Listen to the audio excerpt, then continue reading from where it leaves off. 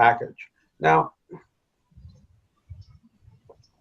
Caret has a lot of advantages. It standardizes things, it takes care of a lot of problematic issues, and it also will essentially work with any kind of model you want. It has very wide choices of parameters. So that's what I want to do. Okay.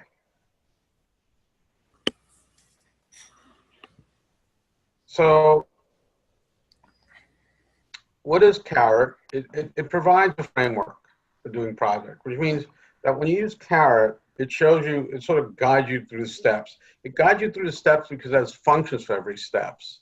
And it has methods for dealing with things. For example, Niels mentioned the other day that it's important when you pre-process the data to scale it, that you make sure that you scale on the training data only. And when you scale on the test data, you don't rescale it again. You use the mean and standard deviation that came from your test data. Because in the real world, you wouldn't have this. Sorry, from the training data. Yeah, you only have the training information. Yeah. And with and Caret, we'll see in a second, deals with that. Another nice thing is when you're dealing with data, and if you just use a random sample, an issue you have to worry about is, did your sample split the values in the same way that the data did? I mean, this is particularly an issue if you have what's called unbalanced data, which is, you have two classes, and one of the classes is much smaller than the other. It's very easy to wind up with training sets or test sets that are of different proportions than the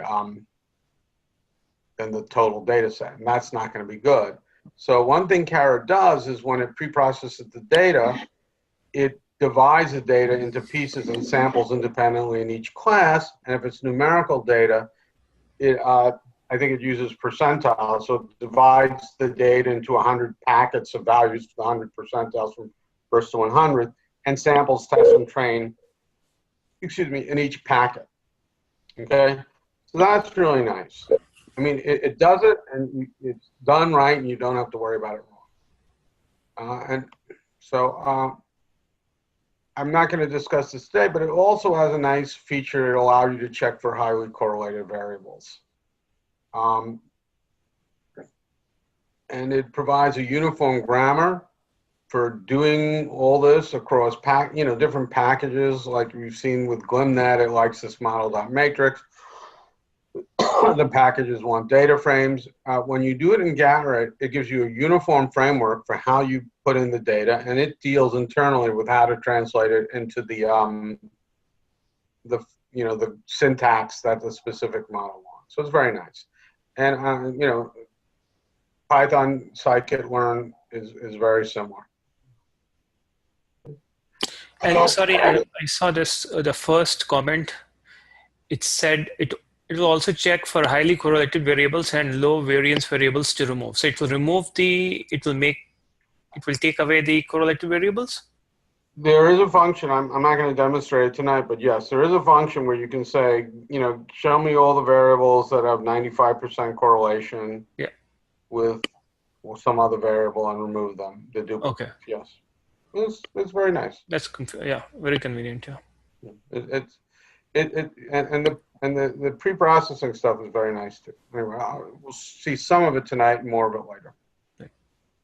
Okay. So simple thing. What do? You have to parse the data, pre-process the data, build models, compare models. That's what the thing is. And Caret will help you with each step. Caret will help you with each step of this process. Okay, so by parsing the data, I mean creating, tagging, and testing. Caret doesn't deal with validation sets, but you could do it by parsing the training set. But the function is called create data partition. And so you just give it your the explanatory variables, you tell it what percentage you want, and this list equals false. It means it will return a matrix and not a list. In the early days of R, in the early days of computing, lots of things were lists. So for some reason, when it was built a long, long time ago, that was the default. But if you just say list equals false, it doesn't do it. Okay. So then it pre-process, and I didn't write it down here, but this is the gist of this conversation is the conversation we just had, which is that when you pre-process, you have to be careful that you're just going to do it on the training data. And then you want to apply whatever values you came up with the training data to your test data and not redoing it, okay?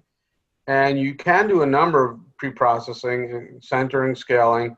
I don't use them a lot, but it will also do PCA, which is principal component analysis, and ICA, which is a somewhat different thing, independent component analysis. Manish, you were asking, it's called fine correlation. It gives you a list of all the columns, and then you do what you want with that criteria. You say, show me all columns that are 95% correlated. Get them to you. Okay. So for building and training, the main function is train, and you have to give it the data. Train control is information about how you,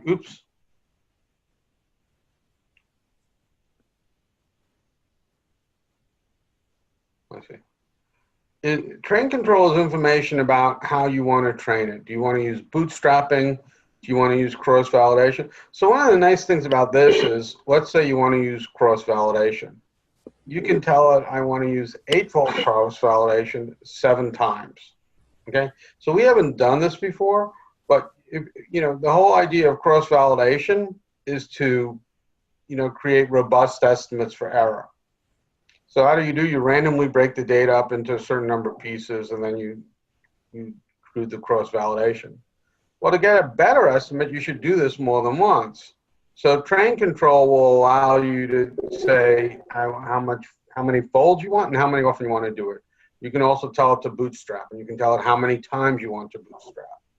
So in other words, if you want to find parameters using any of these methods, you are completely free to say how much how hard you want to, how complicated you want to make, and it's just a 1 or 2 word command. So that's train control. Tune grid is, if you have the parameters, just like with GlimNet, there's a default range that it'll create for you. But if you want to do more, you can tell Caret how many values of the tuning parameter you want to check.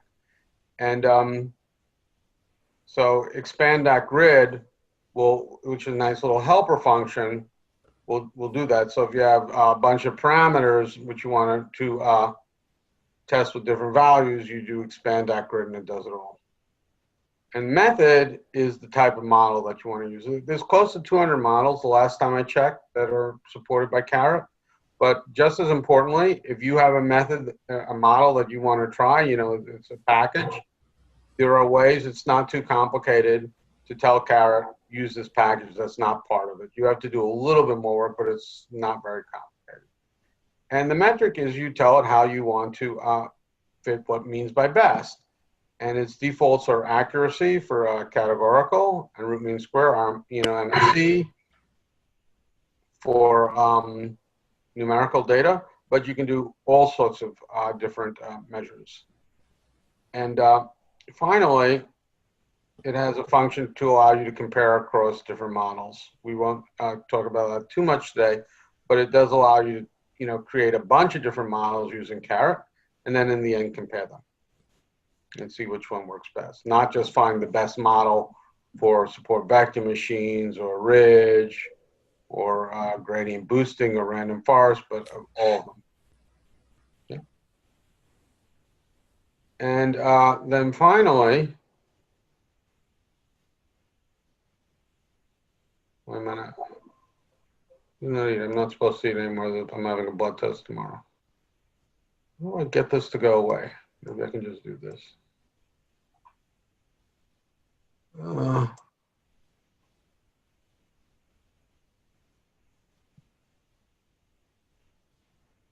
going to stop sharing. Let me try.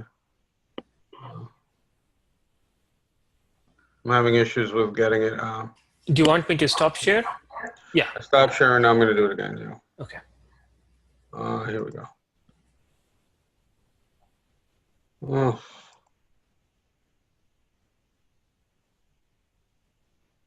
Okay. So I just produced an example to show you how some of this works.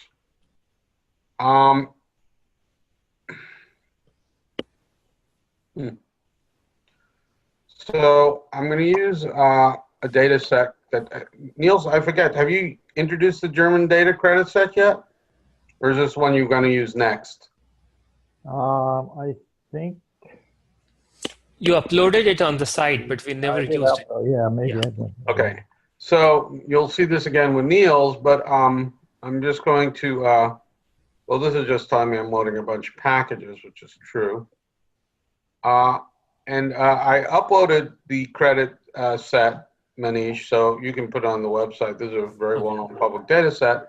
So this is a data set of different clients and what happened. And you can see that it has their income, their age, the loan to income ratio, and whether or not they defaulted in the course of 10 years. 0 means no, and 1 means yes. And column 1 is just the ID. And we can see, in case you were confused, client ID goes from 1 to 200, 2,000 and 2,000 examples with mean and median of 1,000.5. It's just counting numbers.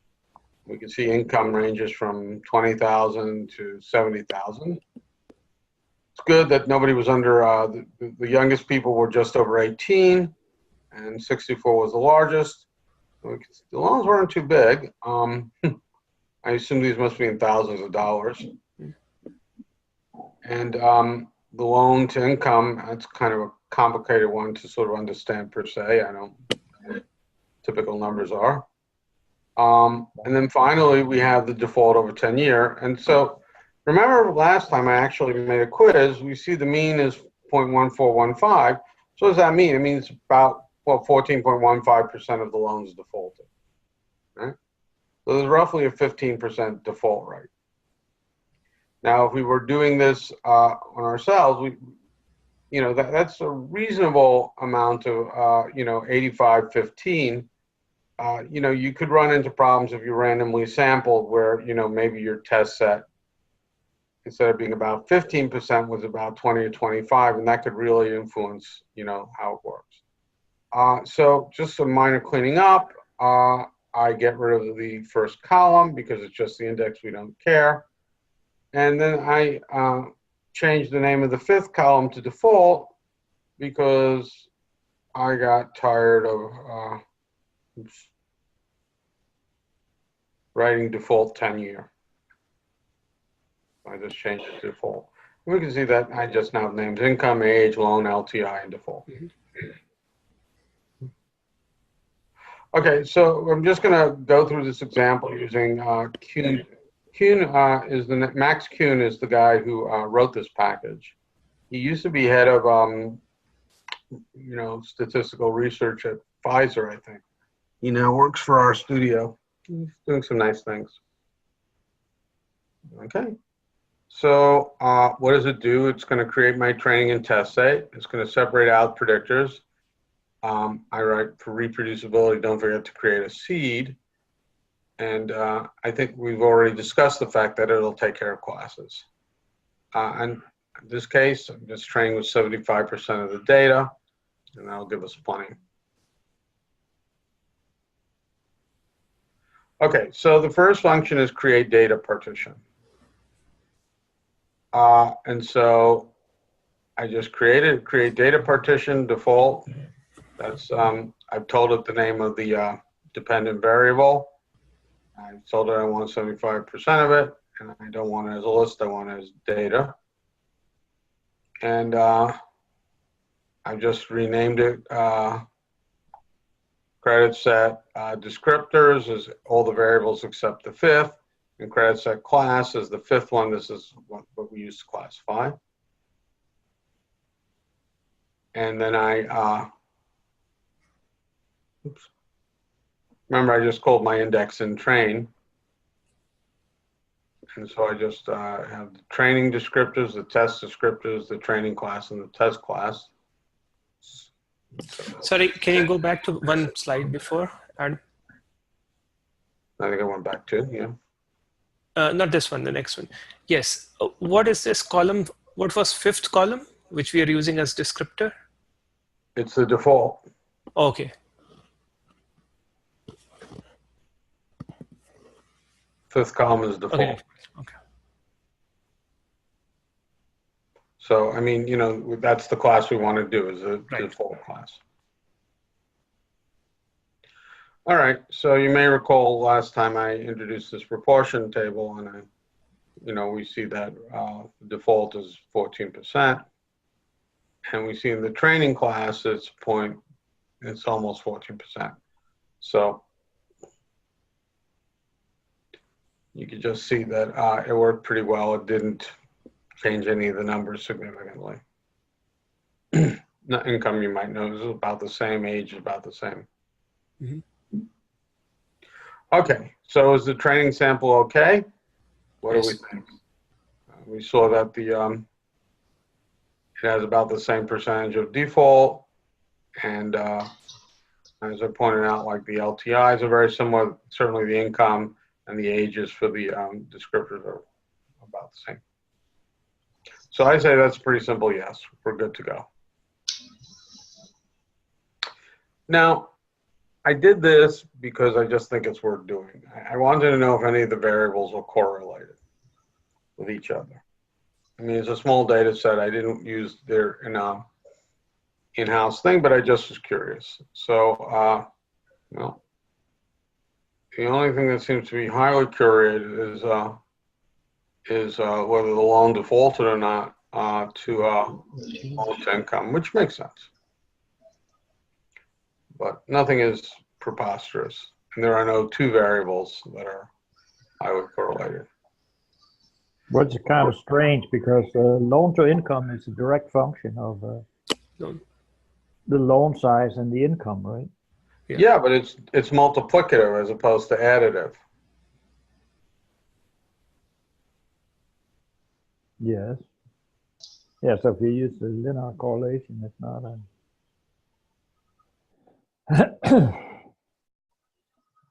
Yeah, I mean, correlation of 1 over x to x is not necessarily going to be so good, right? Right. It's not a linear. I mean, it's if I took logs, this would change dramatically. Yeah, that's probably what it is. Niels, what you pointed, like loan to income is highly correlated with loan to income, right? It's just function of loan and income. Yeah, but loan, so these two are both given. So. Yeah, but the question is like LTI is not that negatively correlated to income though. I thought like it will be positively correlated.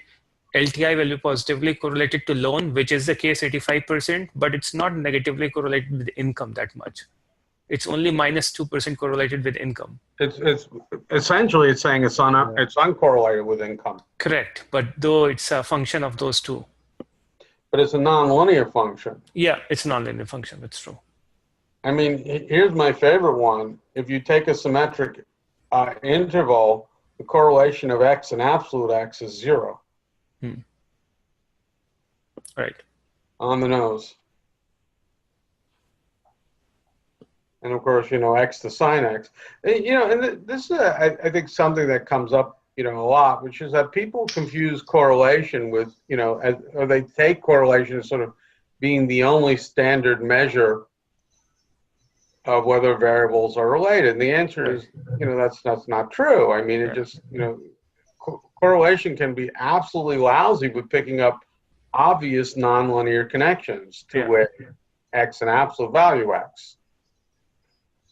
You know, so, but it's just something to, I mean, if variables are highly linearly correlated, you're probably going to have problems.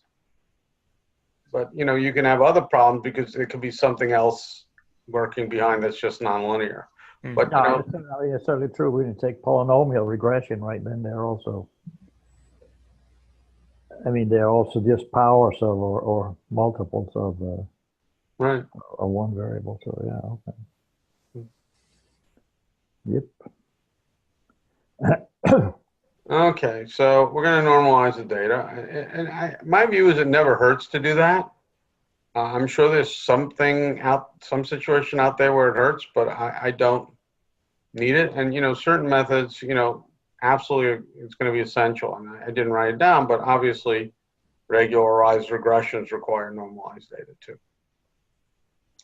Okay, so the preprocess function is, as I said, the method that takes care of this. And we're not going to use it today, but you can also use it to find PCA components and the whatnot. Okay, so remember, train description is the dependent variables for the training set. So we created an object with the preprocess function. And then, and you see, and this is important, we just use the training data to create this thing, and an X transformation. And now, I can apply this to both the training data and the test data because I'm just using the transformation that comes from the training data, and I now get my transformed data, okay?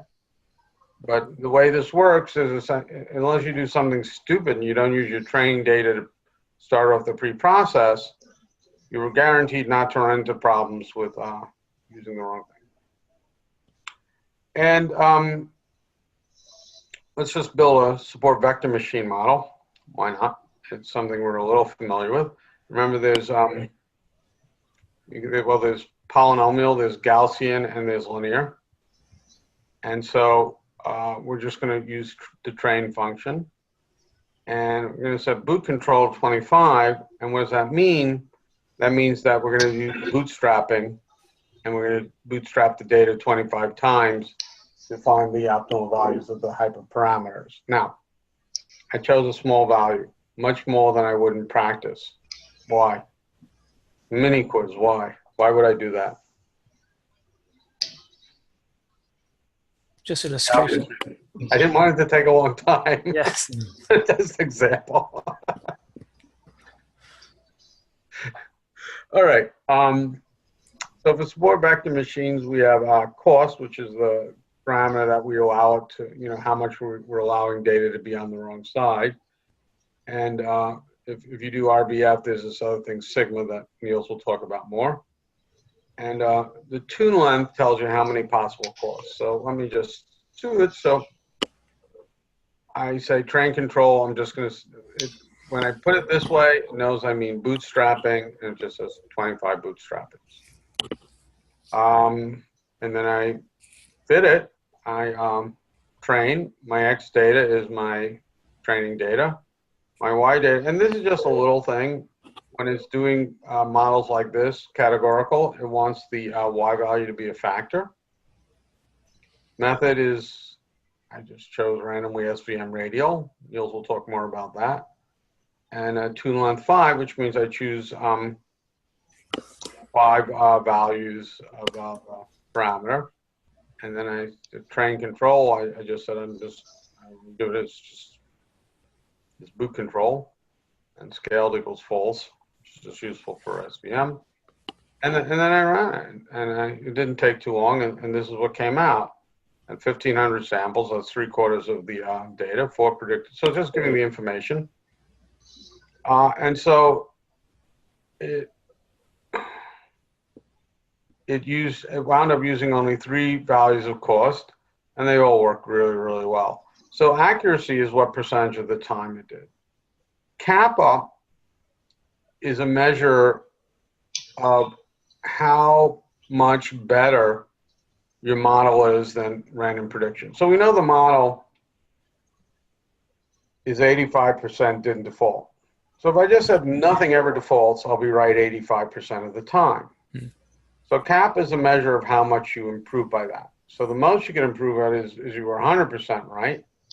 So you can most improve by 15%, and you use that as the denominator, and the numerator is how much you actually improve by. So so what it's basically saying is you're getting somewhere between 90 and 93% of all the possible improvement you could do. If you randomly guessed, you could get something. If you perfectly guessed, you'd have something else. How much did you go from random guessing towards perfect guessing? So a kappa of 0.9 is very, very good. Okay. Professor, can you explain kappa again? Sorry, I didn't follow. Sure. So kappa is a measure of how much your model improves over random guessing. So at the one extreme, you're never going to do worse than random guessing, because you can always just, say, I'm always going to guess the majority class. So if I just said, nobody is ever going to default, I'll be right 85% of the time, right? If I was perfect, I'd be right 100% of the time. So there's at most a 15% improvement I could get. And kappa tells you how much of that 15% you've gotten. So a kappa of 0.9 means you've gotten 90% of it. 90% of 15 is 13.5. 13.5 and 85 is 98. So you could see, I'm just doing approximate arithmetic. You can see that that's what that's saying. 97.7, which is, almost 13% better than 85, is about 90% of the 15% maximal improvement you could do. Okay? Yeah. So if you had a kappa of 0, it means that's what you get when you have just random guessing. Right. What are those C? What are the different values for C? Oh, those are the cost function. So with Niels will talk more about it, but when you do these fancier, the nonlinear support vector machines, one of the things that you say is, the support vector, demands that you separate the data. Mm-hmm. But with cost, you say, well, I'll allow myself to be wrong by a certain amount. I'll allow a certain number of my points to be on the wrong side by a certain amount, and that's the cost. So what this says is when you increase, and this is scaled, so it's hard to really say what this means, but when you use the cost of 1, you got the best values. Okay? And it tells you it uses accuracy.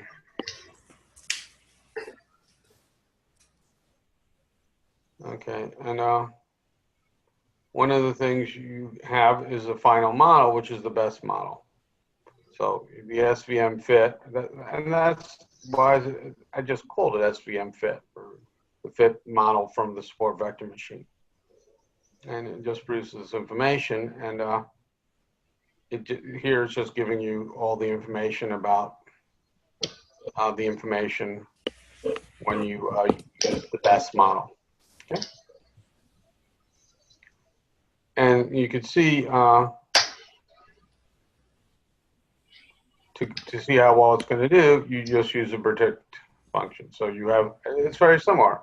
But the nice thing about Caret is this is the format for anything.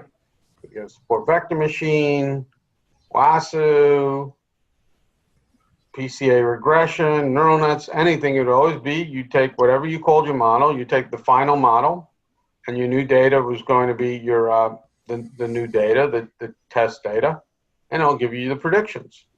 Okay. And I just wrote out the head, and we just see it's in fact it's predicting non-default for the first 6 classes. Okay. I don't want to talk much about neural nets, but we do know that neural nets will work incredibly well with this data set. So I did just run a neural net fit, and then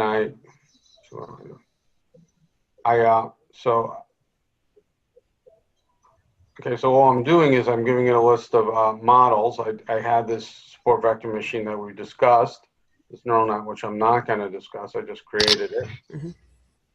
And then to get the predictive values on everything, the function is called extract prediction, and I give it the models I have, which are support vector and neural net, and the data. And the head, it'll show you for everything. So it starts out with the training data for support vector machines, and it keeps going. And at the very end, it has the values, the observed and the predicted for neural nets for the test. So it's running through all 2,000 cases for both models. Okay, and that's just what predictive values is. Now, why is that useful? if I want to see what happened on the test set, I just pull out the values that I have test that has the value. See, data type is test, training. I just pull out that. I pull out the ones for which data type is test. And that makes sense. I have 100, right? Because I have 500. I use 1,500 to train, so 500 to test, and there's two different models, so that's 1,000. And now I can. Okay, so look. Oops. The models were called SVM radial and NNet. So I want to see how well it did on the support vector machine. This confusion matrix we talked about, and I just see, I just call the confusion matrix for the predictions versus the observations. And we could see that its accuracy was 98%. And I'll go over all these numbers quickly. So 95% confidence interval, that's nice. Kappa we discussed. Now, Mcnamara's test is kind of interesting. The null hypothesis is that these two off-diagonal values aren't different. I'm not a big fan of this, and I'm not sure what it would mean in this context. I haven't, but it basically is saying that there's an excellent chance that it's about the same thing to it be 0 and guess 1, and it to be 1 and guess 0. So it's about equally likely. It's saying, statistically, you can't distinguish between the kinds of errors it's making. Not very interesting in this case, but that's what it is. And it just has all these other things. Oops, excuse me. And again, for neural nets, just you do the same thing. You create the confusion matrix, and neural net is so accurate. Sorry? Neural net is very accurate. Neural net on this thing is remarkably accurate. But I'd be lying if I didn't mention that I knew that for a fact already. And what's more interesting is you can get it to be essentially everything is told by LTI. So why do you think neural net worked so well here? Is there any is the data structure itself help neural net, or there's some kind of data which is more conducive for neural net? The reason I think it works well is because this is a problem which logistic regression works really pretty well. Okay, and a simple neural net is like a logistic regression on steroids. And so that's why it works very well, because it's sort of like super logistic regression. There aren't a lot of variables, and there's one thing that's important. It turns out it's loan to income, and it just picks that out and runs with it. See, so when you do logistic regression, it's much harder for it to say, well, I want to completely discount, income, loan. I just want to look at LTI. That's what I think is going on. Manish, a more poetic answer may be that evolution chose this form of regression to be the dominant computing paradigm of all organic brains, and therefore it is not surprising that it works so well. Well, the only thing I'd say about that is neural nets work very well on this kind of simple data. In fact, it seems our brain is much more complicated, because as soon as you get, if you look at, what deep learning does so well, which is, image recognition, voice recognition, neural nets do terribly on that. So somehow this is a very, very, very simplified model of what's going on. Oh, I see. No, I just meant that, and pardon my ignorance, but even when we talk about the general point I was making was about this whole notion of having a structure which mimics some form of connected neurons kind of thing. So whether it is deep learning or it is this, ultimately these are layers of neurons. And in that sense, I was saying that this is a more powerful way of looking at or doing things maybe. Now, we may find, of course, data that works well better in one way or the other. but I was talking about general approach in that sense. So just to, the history of it is the first sort of neural net-ish kind of thing was done by a guy named McCullough, and I think he called it a perceptron. And it was sort of a neural net version of SVM. It was just a simple hyperplane, and he was trying to, and he very definitely had the idea that he wanted to mimic the way the human brain worked. And, you know, perceptrons, you know, which was the first neural nets, which basically was just a yes-no with a very simple way of dealing with things and how the neural nets were firing. It was too simple. And well, that's just fine. I mean, it was the first attempt. And then eventually you had this idea of neural nets grow up, which was more complicated.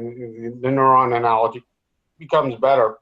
But it's clear, it's absolutely clear that, how to put it, that even that model is missing something. So, I mean, of course, you know, it would be ideal if we could, you know, mimic the human brain. It's pretty good, but, you know, there's lots of data sets for which most data sets are not going to work well with neural nets. The deep learning, you know, which is sort of a modified version of that, wants really large amounts of data. But I mean, absolutely, it's true that, you know, was the origin of the term neural net, and it's absolutely true. It works awesomely in this case. But I don't know, Niels. You know, I mean, neural nets is kind of a funny little thing. I mean, ordinary neural nets, if you have more than 2 layers, guaranteed disaster. Really? No, I don't believe Typically. Yeah. Ordinary neural nets, not deep learning, not with the regularization neural net. But, you know, you just take an ordinary, if you try, so with this data set, in fact, it turns out that the ideal neural net that's producing this is 1 layer and it's just using LTI, right? It pretty much kills everything else. I've done this. You take this data set and insist that there be 3 layers, and the predictions start getting really pretty crappy. So it overfits and totally overfits, which was a known issue with yeah, that's a big issue with, yeah, for sure. So it's sort of a folklore theorem that you never produce an ordinary neural net with more than 2 layers. Well, I mean, depends. Awesomely, yeah, right. Sorry? You mean one with just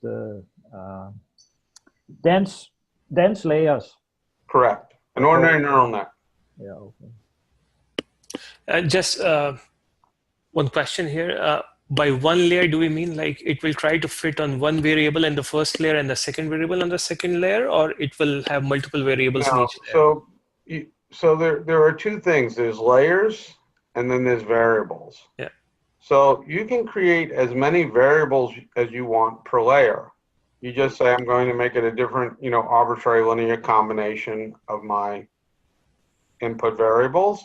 And then I apply the activation function. So you have these 4 or 5, 4 variables you start with. There's no reason why, except it won't work well, but there's no mathematical reason why you couldn't create 20 new variables. Right? You then apply, you know, 20 linear combinations of these 4 variables. You then apply the activation function to those 20 new variables. Right? And that's a 1-layer neural net with 20 neurons in the hidden layer. Now, if you took those 20 variables and started reconnecting them in a new layer, you know, there's no reason why you couldn't have 20 more or 100 or 5 in the second layer. But there are sort of empirical rules for how many the size of the variables, number of variables you want to have based on how many variables you're starting with. And it's another empirical rule that no matter what you do, as long as you're talking about an ordinary neural net, as Niels would say, fully connected one, Once you go past 2 layers, all bets are off. It will connect, you're creating so many different variables. It's kind of like doing a polynomial. Philosophically, it's the same thing. Imagine you have one variable problem and you run a linear regression and it doesn't work. So you say, I'm going to add a quadratic term, it fits better. Now let's say you have 100 data points. If I create a polynomial of degree 100, I now have 101 coefficients. I can fit it perfectly, but it'll predict like crap. And that's exactly what happens. So you can create variables galore, and by doing so, you basically guarantee that on the training set, your results will be spectacular. But you've also essentially guaranteed that your results on a test set are going to be horrible, because you've just sort of, I hate to use the same word, but you spectacularly overfit. So because you can create so many variables, there's so many coefficients, that you're dealing with, you can fit it really well.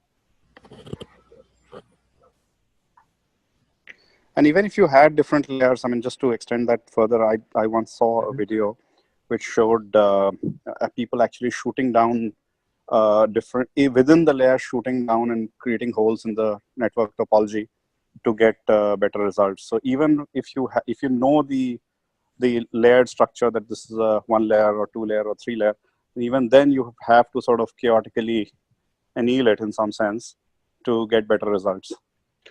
Well, yeah, no, that's absolutely true. I mean, modern deep learning, what it really says is we're going to figure out ways through regularization and other methods to get rid of most of the connections. And it doesn't necessarily get rid of variables per se, but it gets rid of a lot of connections. And then all of a sudden you can have 10 layers and it works well, but that's exactly what it's doing. But I have to end by telling my favorite anecdote about the early days of neural nets, which is they tried to train a car to, driverless auto, and this was, 20 years ago. And they actually got so far as to drive the car on the road, and it did well until one day it went over a hill and went down the other side of the hill and crashed right into a tree. And they did a post-mortem, and what they discovered was their extensive training had taught the car the following. Look down to your left, look for a line, and you follow that line. Just stay to the left of that line. That's all it was doing. So it went over the hill, it said, look down to your left, and it saw a tree. It said, okay, all I have to do is stay to the left of the tree. And it did until it went right into another tree that was a little bit to the right of that tree. Now, this is an old story, and the modern version of it is Andrew Ng in one of his lectures talks about a modern neural net doing it, and instead of just having one model, I think they're using 20 models, and and it drives, and he I think very much on purpose they have an example of it going over a hill and a bunch of trees on the other side, and it correctly stays on the road. So this is regularization.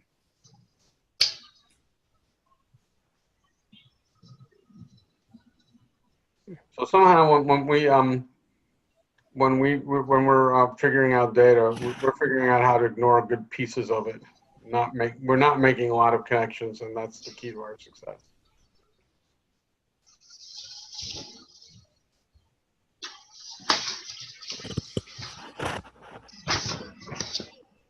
I think that's all I have to say. Oh no, I have some homework if people want. Yes. So I'm going to use Caret going forward. I'm going to do that. But if you want to, for fun, add ridge and lossage to this analysis. Okay. Now, and the one thing I'll point out is that this will be, you're going to have to use, this is not a regression, this is a class problem. So you want to use not the Gaussian, but you want to use, I think, binomial, method equals binomial. Where's the homework problem, Adam? Where's the homework problem? Last page. Okay. No, sorry. Homework due in 2 weeks. Oh, you're saying that... That's the homework. The homework is to add... just add ridge and lasso to the previous analysis. I see. Okay. That's on this so in other words, apply Ridge and Lasso with, their, the credit set. Credit set. I uploaded the credit set. I think I gave that to you too. Yeah. Okay. And if anyone is doing this and they're having issues, absolutely just email me. Yeah. Be glad to. Okay. Sorry, Professor, can you repeat the scope of the homework? Sorry, Sure. Yeah. So this whole thing is you have this description of how to partition, Right. this data set, and I showed you how to reprocess it and how to create, this SVM fit, and right. Yeah. So you basically have to examine, look up, and if you have trouble, I'll give you links. How to, instead of being method B SVM radial, you have method equals, glmnet. Okay. Alpha, and then tell it how to say alpha equal to 0 and alpha equal to 1. And then you can. And for the pre-process method, it's given from Caret package, or you have to write your pre-process package? No. Once you have, very early on, library Caret. So Okay. once you install Caret, remember you have to use install packages. Yeah. Once you install Caret, this create data partition. If you use set C, well, on every machine, I guess set C.1 will be different, but you just create a data partition using this. So you create a data partition using that. You create these 4 things. You don't have to do that. You don't have to do that. You have to use this formula to the preprocess function and the predict. And so I mentioned here, I don't think I mentioned it, the default for preprocess is that you want to scale the data. So if you don't say anything else, it's just going to preprocess it for scaling. And then you could you might try something more fun than just 25 bootstraps. It won't take long. You could do 100 bootstraps. You could try cross validation. 10-fold cross validation 5 times. Whatever. Just have fun. Okay. Right. Yeah. And then you can. I mean this. You're going to name the thing, you'll call it lasso fit or ridge fit, and the predict function, and then. So once you have started using Caret package, then there is no additional benefit of using glmnet. Well, there's no additional. You might as well call glmnet from Caret. Okay. But it does like cross validation. It supports all the models, fitting models. Then why do we need like? Yeah, it supports. Last I heard, close to 200 models, and they probably stopped adding models to support because it's not particularly hard. Well, they've added a few new ones since. So does it support OLS? It's not hard if you have some package with some model that you like. It's not hard at all to make Caret use that model. Okay. So now, for example, the reason I say this, I know it now supports XGBoost, which is much better than because it's much faster than GBM, which was the standard way to do something called gradient boosting. Right. But when I first did it, it wasn't supporting it, and I had to write the code to say use XGBoost, and it wasn't. Okay. And there's a lot of information about Caret on the web. Okay.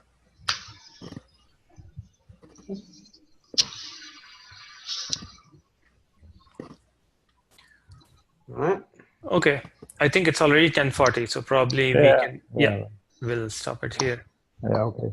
So next time, I'm going to be here alone, right? Like Adam was kind of like here alone today. So. Okay. So I will. I already put up the Yeah, I briefly looked at those slides. They look pretty interesting. The kernel, the radial kernel. Yeah, I'll also read. So I'll probably do a little more about the linear SVM and then do the kernel next time. So, so we have a little more time to do it. Okay. You know, just before we hang up, I'll point out that, you know, Niels keeps pointing out how beautiful these models are, and I agree 100%. Yeah. But it's more than just like, you know, maybe someday they'll be useful. When you start talking about kernels and stuff, people have found some very interesting ideas where they've tried to understand deep networks using kernels. So even if, you know, they're not, they don't work as, because, I mean, what a kernel, well, anyway, it's useful today for neural nets. So understanding kernels is a good thing. Mm-hmm. Yeah, for sure. Also, sorry, one more question.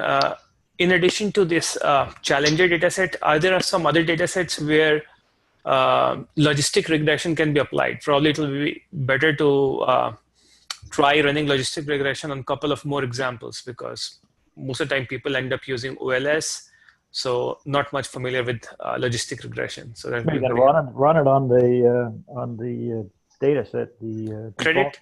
Yeah, the Caret. Okay. Yeah. You'll have good results. Yeah, not as good as neural nets, but you'll have good results. So the other thing is it's not so functional yet, but Google now has a search engine for data sets. Yeah. They came up with it last week, right? Or last week or week before or something. Introduced Sorry? it. I think they introduced it like a couple of weeks back, I think. Yeah, it's still in beta, and it's not so great yet. I was looking at it today, but, you know, we know one thing about Google. They will keep improving it till everyone is forced to use it for whenever they want to find a data set.